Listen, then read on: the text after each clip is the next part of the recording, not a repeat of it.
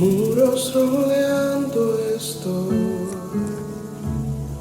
pensé que caerían,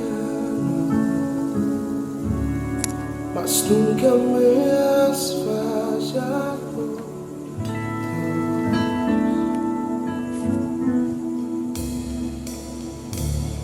La espera terminará,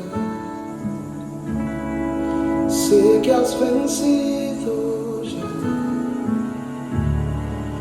nunca me has fallado, Dios.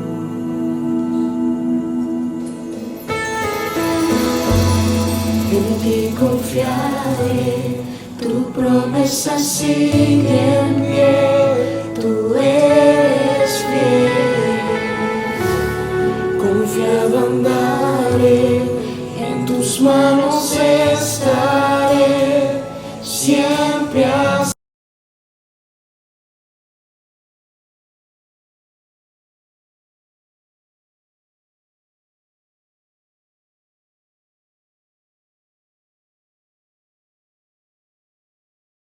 sido fiel.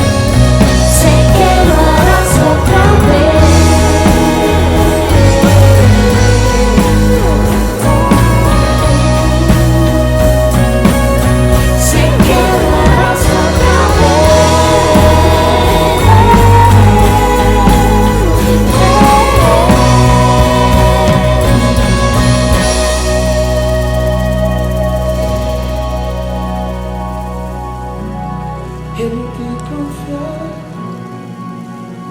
Oh, siempre en ti confiar.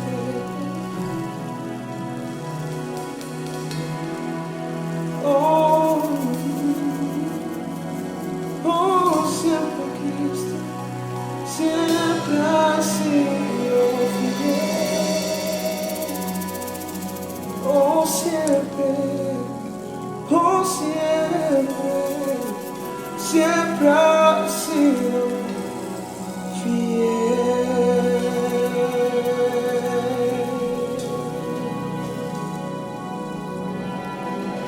Oh, siempre has sido fiel. Derecho de compartirlo. El segundo, ya había estado antes. Cónchale, se me adelantaron, pero nada. Gloria a Dios por todo. Bien, en esta mañana vamos a hablar acerca de o las normas o los principios. Es de conocimiento para todos nosotros que las organizaciones o las instituciones o las empresas tienen ciertos valores, ciertos principios, los cuales la rigen, y aunque estos quizás no aparezcan en un letrero en la entrada, pero sabemos que esos principios o valores para estas instituciones son innegociables, porque establecen la forma en la que dichas empresas o instituciones desarrollan sus actividades. Incluso nosotros como personas tenemos un código, tenemos ciertos principios, ya sean esos morales o espirituales, por los cuales nos regimos, ¿verdad? Aunque no sea creyente o siendo creyente, siempre tenemos ciertos principios, ciertos códigos por los cuales nosotros nos conducimos. Y los hijos de Dios no son la excepción. Dios también nos ha dado a nosotros principios, normas por los cuales debemos conducirnos. Esos principios que Dios nos ha dado a nosotros, para nosotros también, valga la redundancia, deberían ser principios innegociables, pero la realidad es que no sucede así. Con facilidad, nosotros, con más facilidad lo que estás pensando justamente ahora, nosotros solemos enajenar o vender esos principios, cambiarlo por cualquier cosa. Yo lo he agrupado en esta mañana en 3 grupos, en 3 bloques principales. En primer lugar, la palabra. En segundo lugar, la oración. Y en tercer lugar, congregarse. Así que vamos a estar orando para que el Señor abra nuestro entendimiento y que, así como ha hablado a mi corazón, pueda hablar a tu corazón. Padre, gracias, Señor. Gracias por este día y gracias por la oportunidad. Abrimos tu palabra, Dios mío. Queremos que sea ella que nos hable, queremos ser ministrados y queremos ser edificados en tu palabra. Recibe toda la alabanza y toda la honra y toda la gloria en el nombre de Jesús. Queremos predicar en el poder de tu Santo Espíritu, Señor.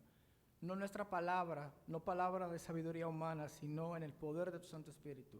Dirígenos, Señor, en el nombre de Jesús. Amén.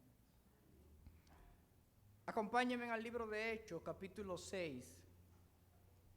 Vemos en este libro de Hechos, en este capítulo, que el surgimiento de una necesidad real no hizo que los apóstoles cambiaran su prioridad o lo principal para su ministerio. Mira lo que dice el capítulo 6, versículo 1. En aquellos días, te pongo un poquito en contexto.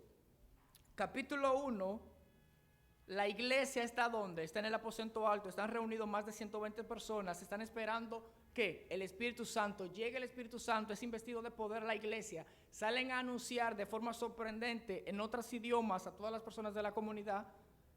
La iglesia comienza a crecer, comienza a multiplicarse de una forma sorprendente, que ya hay más de 8,000 personas en una congregación. Capítulo 2, están todos juntos, tienen todas las cosas en común.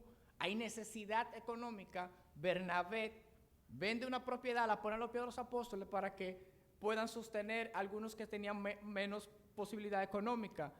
Hay una pareja de esposos, bueno, en el capítulo 3 está el milagro que hacen Pedro y Juan. Hay una pareja de esposos luego que viene e intenta hacer lo mismo que hizo Bernabé, pero con una intención incorrecta, que fue en Ananías y Zafira.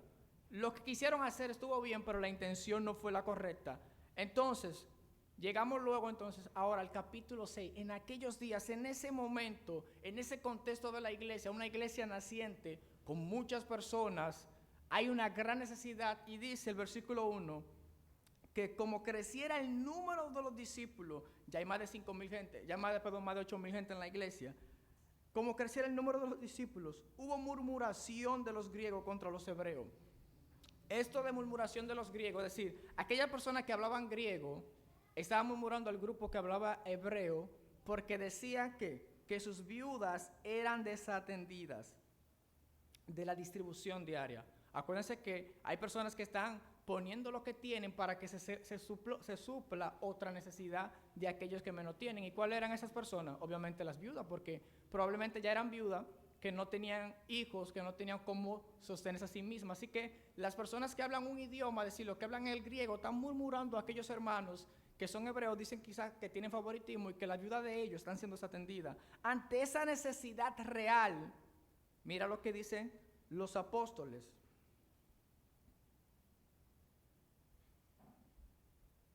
Versículo 2.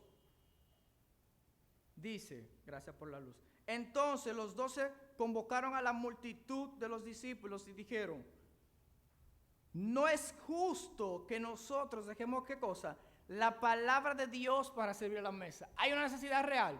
Claro, hay que servir a la mesa, pero mira lo que están diciendo los apóstoles. Ellos entendieron que su prioridad principal no era servir alimento, sino era servir ¿qué? La palabra de Dios, era alimentar de forma espiritual a los hermanos. En otra versión podemos leer que los apóstoles convocaron una reunión y dijeron: miren, nosotros no podemos dejar de enseñar la palabra. Esa es la idea. Es decir, ella está diciendo, la versión Reina Valera lo traduce como no es justo. Es decir, lo que es justo es lo que es correcto, ¿verdad? La NBI también lo traduce como no está bien. No está bien. ¿Por qué? Porque ¿cuál era la necesidad principal de ellos? Enseñar la palabra. Por eso me gusta la versión Nueva Traducción Viviente, porque lo traduce simplemente como nosotros no podemos dejar de enseñar la palabra. Ellos no pueden dejar el tiempo de enseñar la palabra. Ellos se reconocen que hay necesidad. ¿Cuál es la necesidad? Servir a las mesas. Pero ellos entienden que su prioridad, ¿cuál era? La palabra. Bueno, vamos a buscar personas, varones de buen testimonio, varones capaces que puedan suplir esa necesidad para nosotros ocuparnos en nuestra prioridad. Otro que entendió esto es el apóstol Pablo. Hechos capítulo 18, vamos a leer mucho en Hechos, pero vamos a usar también muchos otros pasajes, pero sobre todo Hechos. Hechos capítulo 18.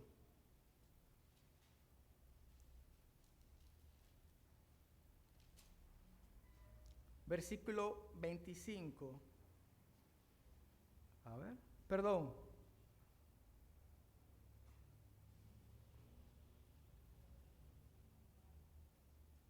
Exacto, eso 18:25. Pablo en el capítulo anterior, en el capítulo 17, está en Atenas. ¿Se acuerdan de ese lugar? Pablo se para en el Areópago y comienza a predicar a esas personas que son amantes al conocimiento y tienen tantos ídolos, tantos altares, que Pablo dice, bueno, al Dios no conocido, de ese yo le estoy presentando. Luego de Atenas se va a Corinto y mira lo que hace aquí en Corinto. Después de estas cosas, Pablo salió ¿de dónde? De Atenas y fue a Corinto. Dice, y halló a un judío llamado Aquila, natural del Ponto, recién venido de Italia, con Priscila su mujer, por cuanto Claudio había mandado que todos los judíos saliesen de Roma. Fue a ellos, y como era del mismo oficio, es decir, hacían tienda, versículo 4, dice, y discutía en la sinagoga todos los días de reposo, y persuadía a judíos y a griegos. Mira lo que dice versículo 5, y cuando Silas y Timoteo vinieron de Macedonia, Pablo estaba entregado por entero a la palabra de Dios, testificando a los judíos que Jesús era el Cristo. ¿Escuchaste lo que está haciendo Pablo? Está entregado por entero ¿a qué cosa? A la palabra de Dios. El apóstol estaba claro que si su prioridad era ¿qué? La palabra de Dios. Pablo estaba entregado por entero a la palabra de Dios. Él tiene un oficio, se ve ahí en los versículos anteriores, que él está con esas personas un tiempo, quedándose con Aquila y Priscila, y está haciendo la labor que ellos hacían, que eran fabricar tienda y vender tienda. Pero aún así, el día de reposo, ¿a dónde él iba? A la iglesia, a predicar la palabra de Dios. Dice, estaba entregado por entero a predicar la palabra de Dios. También otro que entendió esto, Apolo, ahí mismo en el capítulo 18, versículo 24, dice, llegó entonces a Éfeso un judío llamado Apolo, natural de Alejandría, varón elocuente, poderoso en las escrituras. Dice, este había sido instruido en el camino del Señor y siendo de espíritu fervoroso, hablaba enseñando diligentemente. ¿Escuchaste lo que está haciendo Apolo? Otro más que se está dedicando a la palabra de Dios. Dice que era poderoso en palabra y hablaba diligentemente. ¿Qué cosa? Lo que sabía hasta el momento. Claro, luego vemos en los versículos siguientes que lo que él sabía no era completo porque solo sabía hasta el bautismo de Juan.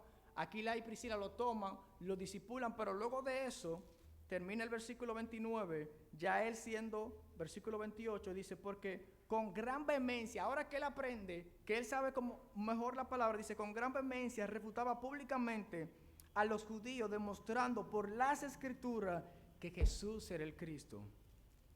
¿Estás dando cuenta? Y te hago una pregunta.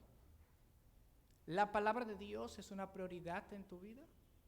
Así como vemos en la vida de esas personas, ¿es una prioridad la palabra de Dios en nuestra vida? Quizás tú dices, ok, pero tú solo me has mostrado a personas que son los líderes, los apóstoles, el apóstol Pablo, Apolos, una persona que están dirigiendo la iglesia. ¿Y qué de mí? Bueno, mira lo que dice Josué capítulo 1, versículo 8. También Dios te ha mandado a ti, no solo para el pastor, no solo es para el líder. ¿Qué dice Josué 1:8? Nunca se aparte de dónde? De tu boca. ¿Qué cosa? Este libro de la ley, ¿para qué? Para que de día y de noche medites en él, para que guardes y hagas conforme a todo lo que en él está escrito. Entonces harás prosperar tu camino y todo te saldrá bien. Dios nos ha mandado a que nos dediquemos a ¿qué? A aprender a vivir la palabra. Se lo dijo a Josué. Nunca se aparte, ¿qué cosa? El libro de la ley, sino que vas a hacer, vas a meditar en ella. Es importante, amado hermano, que no dejemos este principio. Tenemos que pasar tiempo de calidad en la palabra de Dios. Tenemos que aprender y tenemos que vivirla. Pablo también le dijo a Timoteo, en la 2 Timoteo capítulo 4, vamos a ir a la 2 Timoteo, capítulo 4, te encarezco, mira cómo le dice Pablo, te encarezco delante de Dios y del Señor Jesucristo, que juzgará a los vivos y a los muertos en su manifestación en su reino, que prediques la palabra. También te lo está diciendo a ti, que prediques la palabra, que instes a tiempo y fuera de tiempo, redarguye, reprende, exhorta con toda paciencia y doctrina.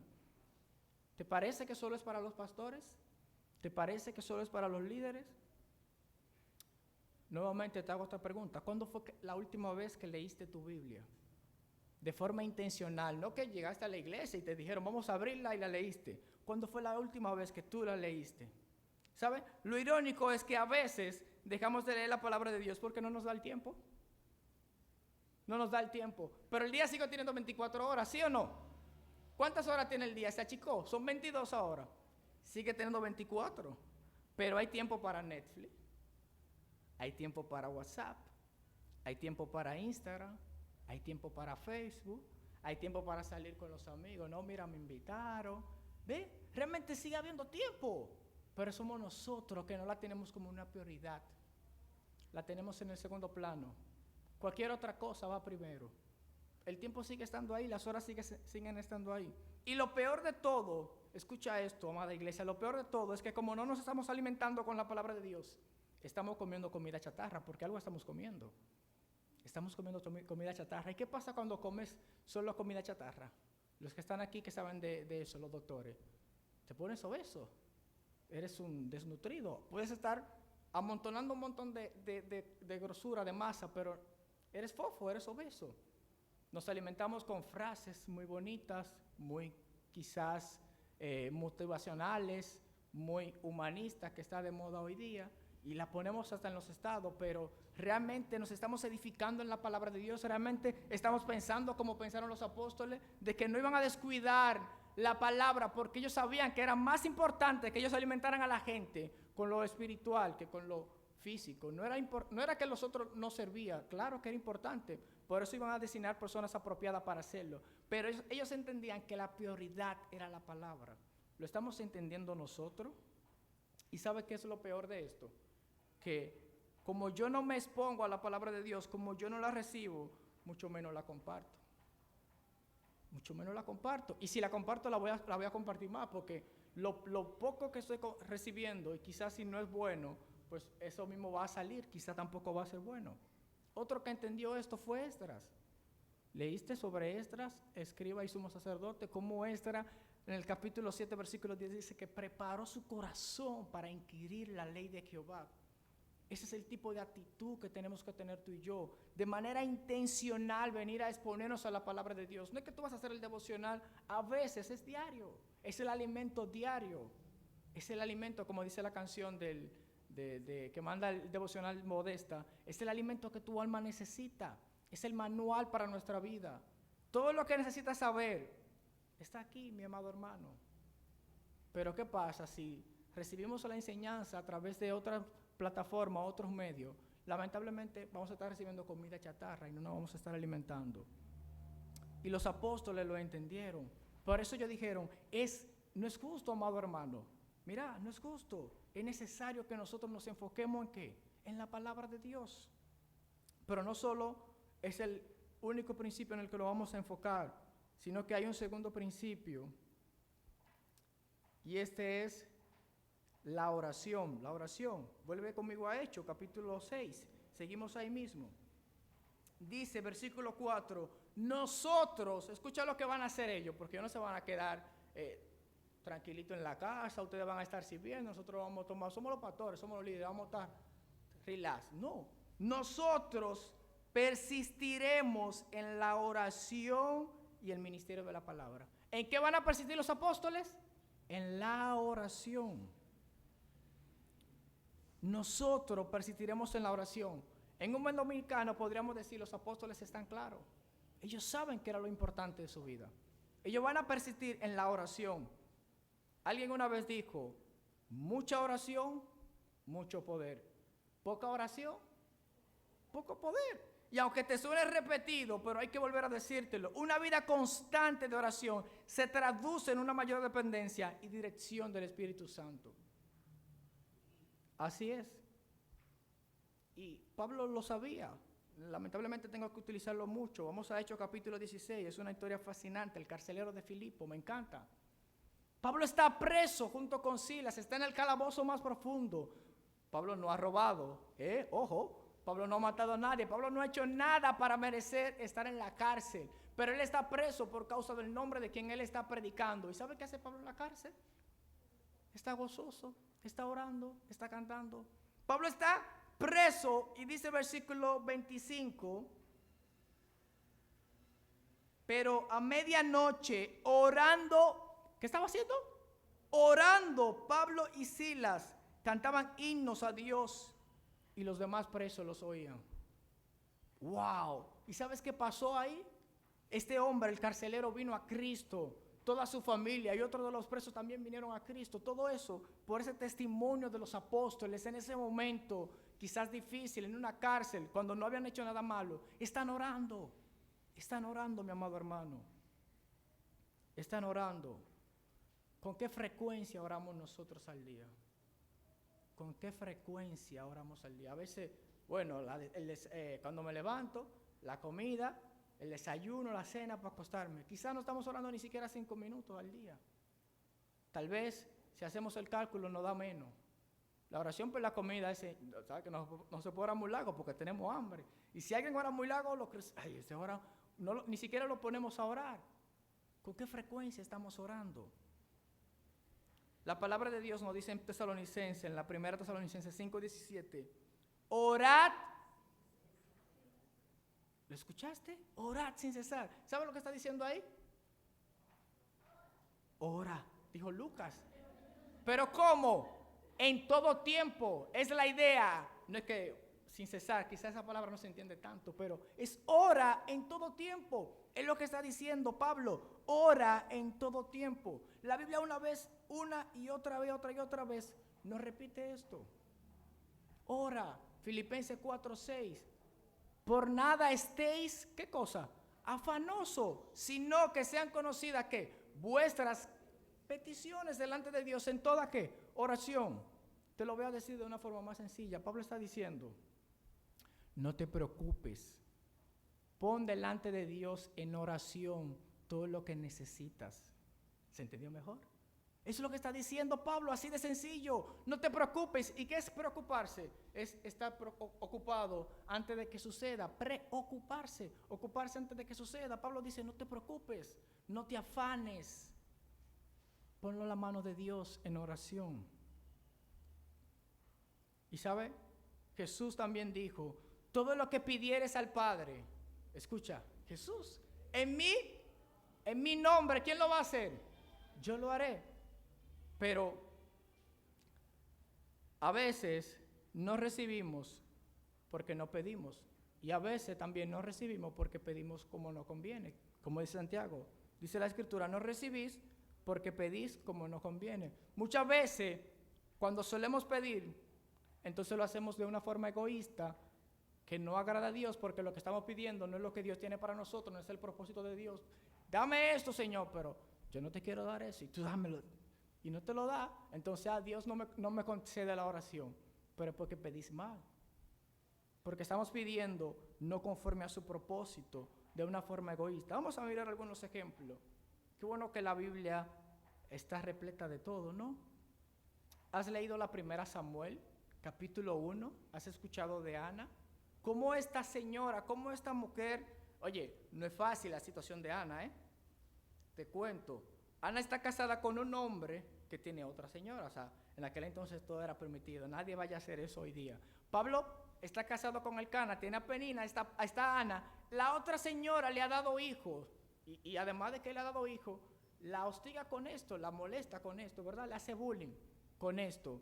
Y Ana se derrama cuando van al templo, cuando están haciendo la adoración, cuando fueron allá, se derrama delante de Dios en la oración.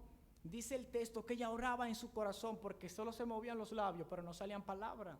Y cuando Elí la ve, dice, no, esta mujer está borracha, está ebria. Y le dice, mujer, digiere tu mosto, el vino. Y ella le dice, no, mi Señor. Ella estaba orando, Ana se rindió al Señor. ¿Y sabe qué pasó?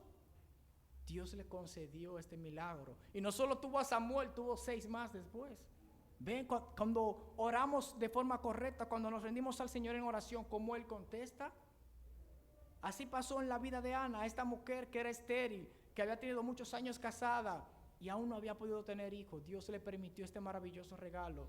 Y ese hijo, como ella lo había obviamente prometido, lo ofreció al Señor, que fue Samuel. Y sabemos el gran hombre de Dios que fue Samuel. Miren cómo obran los propósitos de Dios. Ana está pidiendo un hijo, quizás para no sentirse menospreciada en la casa, para sentir que su marido quizás su marido la pueda mirar de otra forma. Y Dios le concede este maravilloso don de tener el hijo. Y ella lo da al Señor, el hijo que está pidiendo, lo da al Señor y luego Él le recompensa con más hijos. Pero otro también que nos enseña acerca de la oración, Nehemías. ¿Se acuerdan de Nehemías? El pueblo de Israel tiene varias deportaciones y tiene varios regresos. Hay 3 de ellos. Nehemías justamente está en el tercer regreso. Primero uno con Zorobabel, uno con Esdras y luego uno con Nehemías. En este regreso de Nehemías hay un propósito y es reconstruir el muro. Pero Nehemías, vemos en el capítulo 1 de Nehemías que cuando llega su hermano Ananis y le contesta, le dice cómo está la situación, dice que Nehemías, versículo 5, Nehemías se pone a orar y Nehemías confiesa pecados que él no ha cometido porque él está confesando los pecados del pueblo, pero Nehemías se pone a orar y está pidiendo a Dios por esa situación. Nehemías se entiende por el capítulo que pasa un tiempo preparándose para ir a ese lugar, a Jerusalén, con el deseo de reconstruir la ciudad, porque Dios ha puesto esa carga en su corazón. En el capítulo 2, Nehemías está delante del rey Artajerjes y el rey le dice, ¿qué pides? ¿Y sabe qué dice el texto? Nehemías oró. Esa línea aparece ahí. Nehemías oró. En ese segundo, delante del rey, para responder qué pide, Nehemías oró. Obviamente no sabemos qué oró Nehemías, pero estás entendiendo el principio de la vida de oración. Por eso dice Tesalonicense, orad en todo tiempo. Nehemías oró. Probablemente la oración de Nehemías simplemente fue, Señor, como te he pedido antes, pero oró. Él está en dependencia total de Dios. Eso muestra la oración. La oración no es solamente hablar con Dios. ¿Qué es la oración? Bueno, hablar con Dios. No, la oración no es solo hablar con Dios. Le falta muchísimo a eso. La oración muestra que estamos en dependencia de Dios, porque Él sabe de qué tenemos necesidad. ¿Acaso no lo sabe Dios? Él lo sabe, pero Él desea, Él quiere que nosotros se lo digamos, que nosotros confiemos que Él lo va a hacer. Otro que nos enseña acerca de la oración es Jesús. Jesús, el Hijo de Dios, Dios hombre, constantemente vemos que está orando. Jesús se levanta de la mañana, está orando. Jesús al mediodía está orando. Jesús en la noche. Pero Jesús El Hijo de Dios está orando. ¿Y nosotros cuánto estamos orando? ¿Cuánto estás orando, mi amado hermano? Jesús está orando. Aún en sus últimos momentos, cuando Él sabe ya que vienen por Él, cuando están allá en el monte, se aparta un poco más y se va a orar. Jesús está orando. ¿A dónde llevas tus necesidades? ¿Con quién la estás compartiendo? Dice Pedro, echa todas vuestras ansiedades sobre Él porque Él tiene cuidado de vosotros. Tráela a Él en oración. Dice, no solo vamos a pasar tiempo en la palabra de Dios, no solo vamos a recibir, porque una relación tiene dos partes, ¿no? Para que sea efectiva. Yo hablo con Dios, Dios me habla a través de ¿qué? A través de su palabra. Yo hablo con Dios a través de la oración. Entonces, para que esta comunión sea completa, deben estar las dos partes. Si solamente quizás recibo, bueno, solo leo, pero no oro, hay problema porque no está completa. Si solamente oro, entonces no leo, también hay un problema. Deben darse las dos mutuamente. Así que estos son los dos primeros principios. En primer lugar, la palabra de Dios. En segundo lugar, la oración. En tercer lugar, congregarse. Pareciera muy, ¿verdad?, muy trivial. Esto no sucede, pero vamos a ver la Biblia que dice. Hechos capítulo 13, versículo 5, mira lo que dice.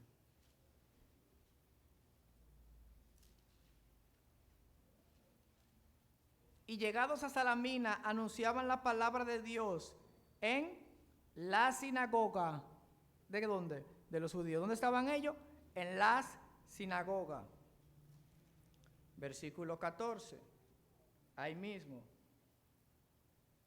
Y ellos, pasando de Perge, llegaron a Antioquía de Pisidia y entraron en la sinagoga en el día de reposo. ¿Dónde fueron de nuevo?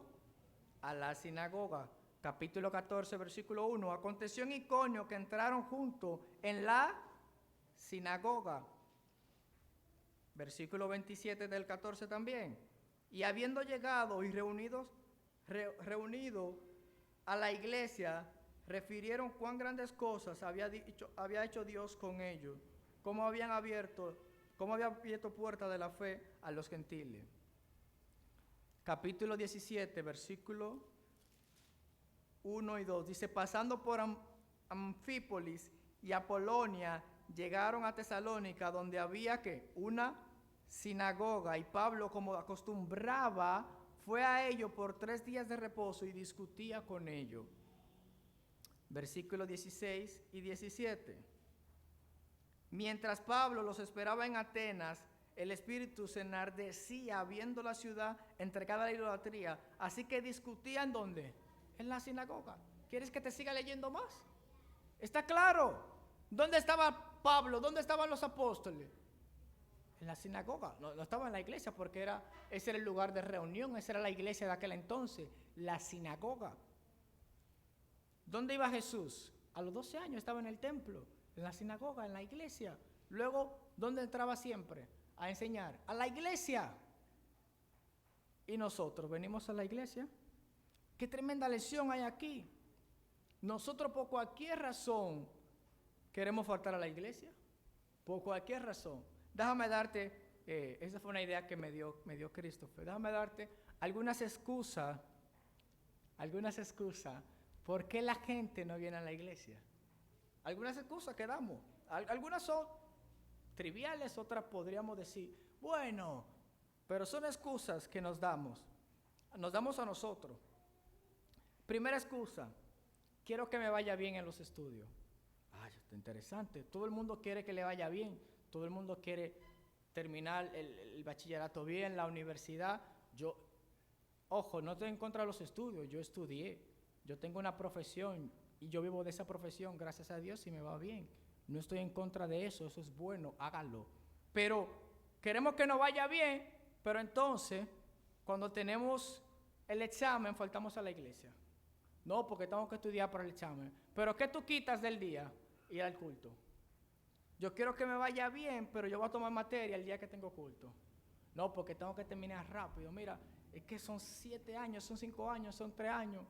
Bueno, yo lo hice en 6. Y trabajaba y estudiaba. Son tantos años. Sí, se puede hacer. Pero lo primero que quitamos, ¿qué cosa es? La iglesia.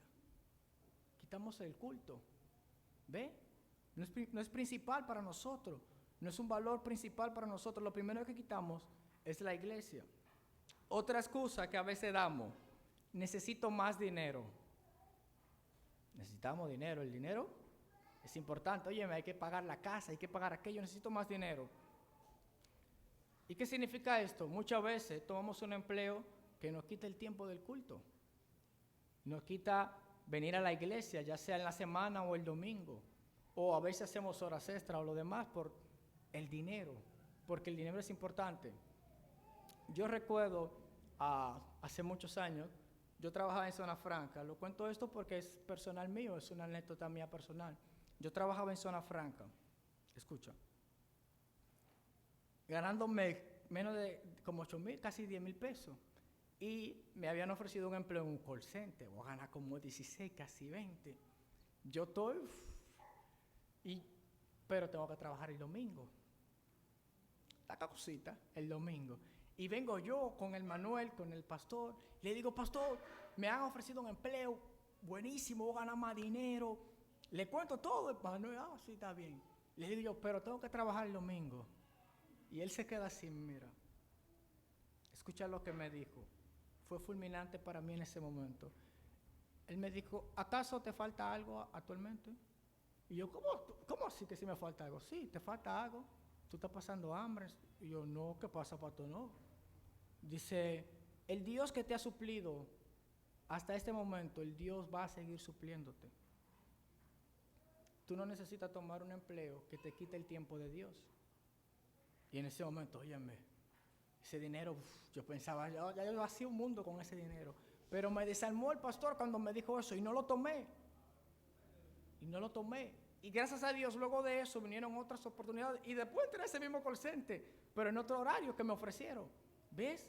Cuando honramos a Dios, Él nos honra. Cuando honras a Dios, Él nos honra. ¿No dices amén? ¿No lo crees? Cuando tú honras a Dios, Dios te honra. Pero hay que tenerlo como principio, como prioridad. Hay otra, esta me encanta, me gusta.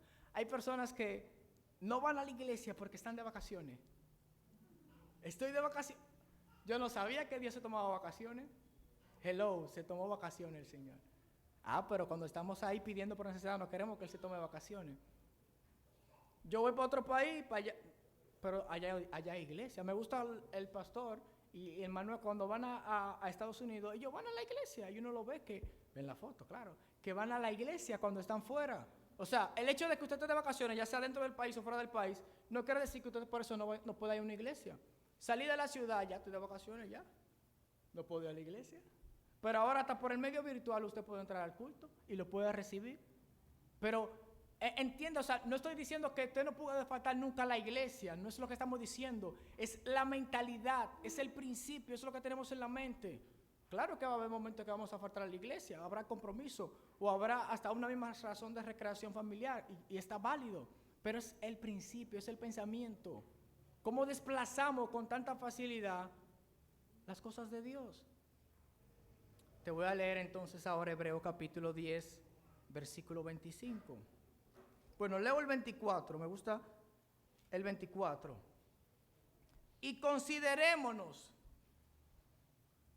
unos a otros, ¿para qué cosa?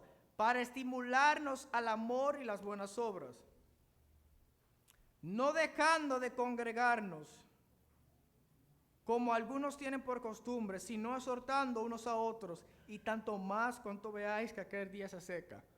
Vaya, esto no es nuevo. El autor a los Hebreos veía la misma situación en su época, en la iglesia temprana.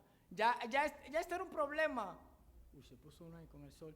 Ya esto era un problema desde antes. En la iglesia primitiva faltaba muchísima gente en la iglesia. Pasó como el jueves aquí, 6 gente en la iglesia. Terrible, ¿no? El culto de oración, 6 gente, wow. faltamos a la iglesia por cualquier cosa. Dice el autor a los Hebreos, no dejen de congregarse como lo hacen algunos, sino, ¿qué cosa? Nos estimulemos, nos animemos, nos ayudemos, ¿qué? Mutuamente a las cosas piadosas, las cosas piadosas. Voy a poner un ejemplo. ¿Has escuchado de Asaf? La banda Asaf, pero Asaf es salmista. Vamos al Salmo 73. Mira lo que pasa. Luego del ejemplo, cuento una anécdota, ya vamos a ir acabando. Mira lo que le pasa al salmista Asaf cuando está fuera de la comunión con Dios. Versículo 1. Ciertamente es bueno Dios para con Israel, para con los limpios de corazón. Versículo 2. Parece algo total. O sea, el 1 y el 2 cambió. Versículo 2. En cuanto a mí, casi se deslizaron mis pies por poco y rebalaron mis pasos. Dice, oye lo que dice el salmista. Está hablando un cristiano, un hombre de Dios. Porque tuve envidia de los arrogantes, viendo la prosperidad de los impíos. Dice, porque no tienen congoja por su muerte, pues su vigor está entero. No pasan trabajo como los otros mortales, ni son azotados como los demás hombres. Por tanto, la soberbia los corona, se cubren de vestido de violencia, los ojos les saltan de grosura, logran con creces los antojos del corazón, se mofan y hablan con maldad de hacer violencia, hablan con altanería, ponen su boca contra el cielo y su lengua pasea la tierra. El salmista Asaf está contemplando la prosperidad de los impíos. ¿Por qué? Porque ha perdido la comunión con Dios. Él está viendo que la gente del mundo le va bien. Oye, me tienen una jipeta, la mejor casa, el mejor teléfono, el mejor aquello, el mejor empleo. Todo esto porque se está desligando de la palabra de Dios, pero sigue diciendo más. Por eso Dios hará volver a su pueblo aquí y sus aguas en abundancia serán extraídas para ellos. Y dicen, ¿cómo sabe Dios? ¿Hay conocimiento en el Altísimo? Eso es lo que piensan los impíos. He aquí, estos impíos, sin ser turbados del mundo, alcanzan riqueza. El hombre está casi por descarriarse. O sea, el hombre está yéndose de la iglesia. Verdaderamente, mira lo que dice el versículo 13, no soy yo que lo digo, mira el pensamiento que tiene Asaf. Verdaderamente, en vano he limpiado mi corazón. O sea, él está viendo la soberbia de los impíos, la presunción de los impíos, la prosperidad de los impíos, y todo eso lo ha abrumado, que él dice, no, pero yo en vano soy cristiano. O sea, en vano he limpiado mi corazón. Quizá cuando me ofrecieron un negocito que me podía buscar mucho dinero, dije, no, porque eso no agrada a Dios, pero esta gente lo hace y le va bien. Pero ¿sabe por qué él está en ese pensamiento? Porque ha perdido la comunión con Dios, porque está fuera de la comunión con Dios. Ahora, mira lo que sigue diciendo. Versículo 16, cuando él entra en la comunión con Dios. Mira ahora cómo él cambia ese pensamiento. Cuando pensé para saber esto, ¿fue qué? Fue duro trabajo para mí. Versículo 17, hasta que entrando, ¿en dónde? En el santuario, hasta que volvió a la comunión. Dice, comprendí el fin de ellos. Ciertamente los has puesto en deslizadero, en asolamiento los harás caer. Como han sido asolados de repente, perecieron, se consumieron de terror. Dice, como sueño del que despierta, así, Señor, cuando despertares, menospreciará su apariencia. Ahora entendió que esa gente va a recibir su castigo. Él lo ve que están yéndole bien, como decimos, ruling, que están disfrutando, que están... El atracador se pone en la mano de Dios, que está haciendo lo que está haciendo, y él dice, no, pero esta gente... pero cuando él entró en la comunión con Dios, él entendió. Hay que estar en la comunión con Dios, como dicen los pentecostales. Hay que estar metido con Dios, mi amado hermano. Hay que estar en la comunión con Dios. Y cuando él entra en el santuario, cuando él entra en la comunión con Dios, entonces él entiende cuál es el fin de los impíos. Ahora, escucha esto, él tiene la perspectiva correcta. Ahora él tiene la cosmovisión apropiada. Ahora él sabe cuál es el fin de ello. Pero no solo eso, él sabe cuál es el justo juicio de los impíos. Y en tercer lugar, él ahora va a reconocer que Dios es su todo. El versículo favorito de Brian, versículo 25. ¿A quién tengo yo en los cielos? Sino a ti.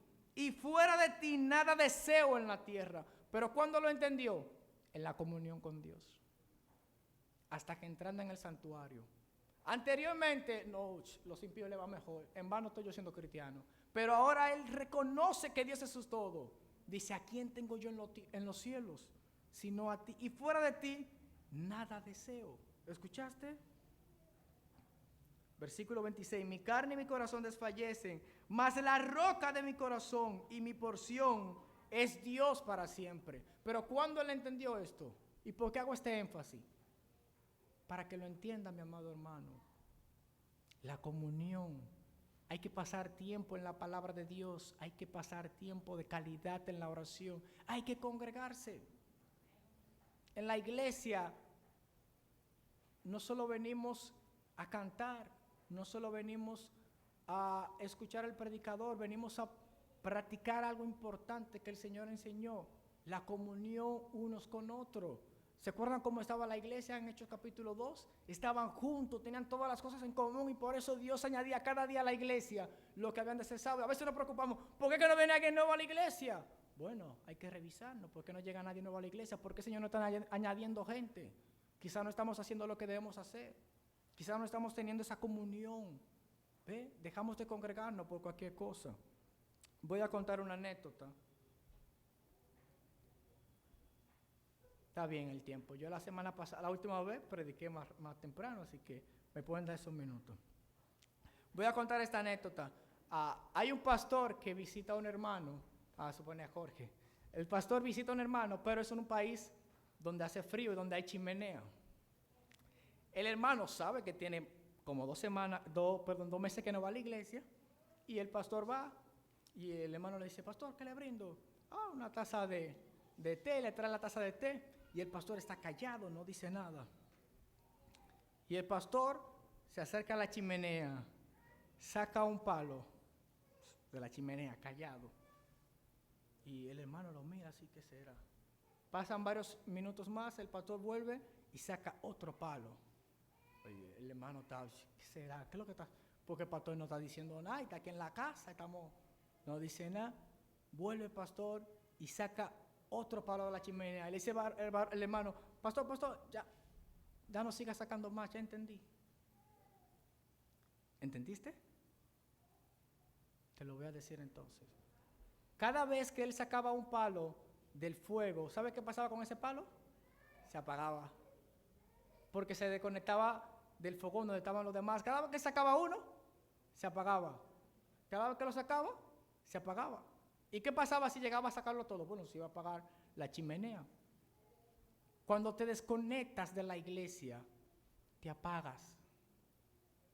Te apagas. Cada vez que te desconectas de la iglesia, poco a poco, te apagas. Cuando el fogón no está en la brasa con lo demás, se apaga. Lo que han cocinado en fogón, ¿saben verdad cómo es esto? Se apaga. ¿Y sabe cómo sucede esto? Con cosas pequeñas. ¿Te acuerdas lo que dice el proverbio? Las zorras, ¿verdad? Poco a poco. No que un día yo dejé de venir a la iglesia. Es un desliz a la vez. Es uno tras otro, poco a poco. Y lamentablemente, aquí hay muchas personas que nosotros recordamos que estaban aquí una vez, que se congregaban aquí. ¿Y qué pasó? Poco a poco se fueron, hasta que llegó el momento que jamás volvieron. Se apagaron. Y no queremos que te apague, al contrario, queremos que te mantengas, ¿qué? Encendido. Por eso Jesús dijo que fuera de mí no podemos llevar fruto. El pámpano tiene que estar ¿dónde? Tiene que estar pegado, tiene que estar con el Señor para que pueda dar fruto. Ya terminando entonces en la aplicación. Conocer a Dios, conocer al Dios de la Biblia, es más que simplemente haber escuchado una historia de Jesús. Yo he escuchado muchas historias. No es solo escuchar la historia de Abraham, de Noé. Conocer al Dios de la Biblia es conocer su carácter, como hablaba Stalin ahorita acerca del atributo de la inmutabilidad de Dios. Conocer a Dios es saber lo que Él desea para mi vida. Conocer a Dios solo lo voy a encontrar ¿dónde? En la palabra. Porque Él es el Dios de la palabra y ahí lo encontramos en su palabra. No es en otro lugar. Hay una canción que canta, bueno, yo no sé si el Señor está vivo, porque cuando lo conocí, hace como 10 años, estaba bien mayorcito el Señor. de la zona norte, y él canta una canción bien interesante. Él dice, el cristiano que no ora es un cristiano impotente, y por eso Satanás lo pone desobediente. ¿Qué te parece? Como te decía, poca oración, poco poder. Si el cristiano no está orando, está siendo impotente. Esto se traduce, o lo podemos resumir en una cosa: nosotros pensamos que somos autosuficientes. Lamentablemente, pensamos que somos autosuficientes y a veces no nos damos cuenta. Y como pensamos que somos autosuficientes, no necesito ir a la iglesia, no necesito estar leyendo toda la Biblia. Yo me sé la Biblia, yo me la sé. Ahora yo te hago una pregunta. ¿Tú puedes decir un panorama de por lo menos un libro de la Biblia? Por lo menos Judas, que tiene un capítulo. Te puedes decir de qué trata. O puedes agarrar un libro de la Biblia y decir, óyeme, pues yo me sé capítulo por capítulo de qué trata. Y no para que tú lo sepas como un conocimiento, sino que tú estás practicando eso que estás aprendiendo. Porque de nada sirve, como dice Santiago, simplemente tener el conocimiento y no pasar a la acción de lo que esto implica, la transformación. Termino con esto. Necesitamos entender que debemos aprender de Dios, y solo entonces no va a faltar en nuestra vida la meditación diaria de la palabra, la oración, y mucho menos aún dejaremos de congregarnos. Ojalá que el Señor nos ayude a poner en práctica todas estas cosas. Padre, gracias te damos en esta mañana.